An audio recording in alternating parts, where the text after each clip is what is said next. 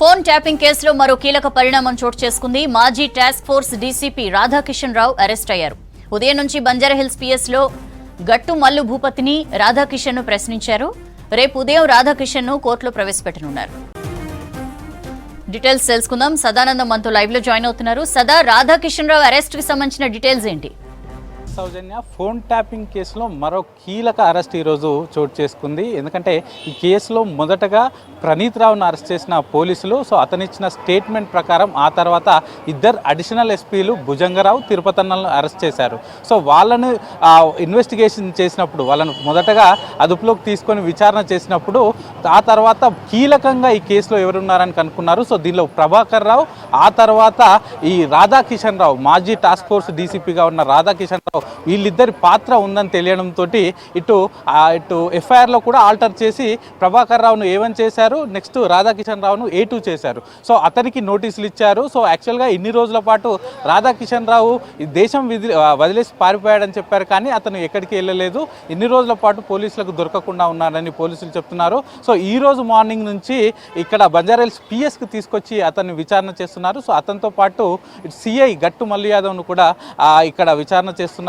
దీనిలో భాగంగా అఫీషియల్గా ఇప్పటి వరకు అంటే మార్నింగ్ నుంచి అదుపులోకి తీసుకొని విచారణ చేస్తున్నారే తప్ప అఫీషియల్గా అయితే కాసేపటి క్రితమే అతన్ని అరెస్ట్ చేస్తున్నట్టు కూడా పోలీసులు చెప్తున్నారు. రేపు మార్నింగ్ మెజిస్ట్రేట్ ముందు ఇటు రాధాకిషన్ రావును ఉంచుతామని చెప్తున్నారు. ఆ తర్వాత రిమాండ్ ప్రాసెస్ ఉంటుంది. నెక్స్ట్ ఎల్లుండి ఇటు రాధాకిషన్ రావుకు సంబంధించిన కస్టడీ పిటిషన్ కూడా నాంపల్లి కోర్టులో మేము సబ్మిట్ చేస్తామని పోలీసులు చెప్తున్నారు. ఇక ఈ కేసుకు సంబంధించి అప్పట్లో ఫోన్ ట్యాపింగ్ చేయించిన ప్రధాన అధికారులు ఎవరెవరు ఉన్నారో ముందుగా వాళ్ళని అరెస్ట్ చేసే పనిలో పోలీసులు అయితే ఉన్నారు.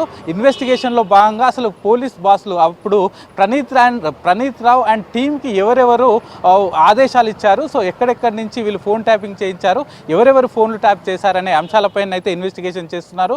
ముఖ్యంగా ఫోన్ ట్యాపింగ్ కేవలం రాజకీయ నాయకులతో పాటు ఇటు కొంతమంది వ్యాపారవేత్తలు, కొంతమంది జ్యువెలరీ, అలాగే కొంతమంది రియల్ ఎస్టేట్కు సంబంధించిన వాళ్ళది కూడా, అలాగే హవాలా వ్యాపారవేత్తలది కూడా ఫోన్ ట్యాపింగ్ చేసి వాళ్ళను బెదిరించి మీ అంశాలన్నీ బయట పెడతాం, మిమ్మల్ని అరెస్ట్ చేస్తామని బెదిరించి వాళ్ళ దగ్గర నుంచి డబ్బులు గుంజడంలో రాధాకిషన్ రావు ముందస్తులో ఉన్నాడు. అతను చెప్పిన ప్రకారం అతని కింది స్థాయి అధికారులు కూడా చాలా మంది దగ్గర అటు హవాలా వ్యాపారవేత్తలు, అలాగే కొంతమంది రియల్టర్ల దగ్గర నుంచి కూడా డబ్బులు తీసుకున్నట్లయితే పోలీసులు ఆరోపిస్తున్నారు. దానికి సంబంధించే ఆధారాలు పూర్తిగా సేకరించారు. అలాగే అతని పాత్ర కూడా పూర్తిగా ఎస్టాబ్లిష్ కావడంతో ఈరోజు మార్నింగ్ 10:30 నుంచి విచారించి కాసేపటి క్రితమే అరెస్టు ప్రకటించారు. రేపు మార్నింగ్ ఇతన్ని ఇక్కడి నుంచి తీసుకెళ్లి మెజిస్ట్రేట్ ముందు ఉంచి అక్కడి నుంచి రిమాండ్ పంపించిన తర్వాత ఎల్లుండి ఇతనికి సంబంధించిన కస్టడీ పిటిషన్ కూడా నాంపల్లి కోర్టులో వేస్తారు. సౌజన్య. రైట్ సదా, థ్యాంక్ యూ.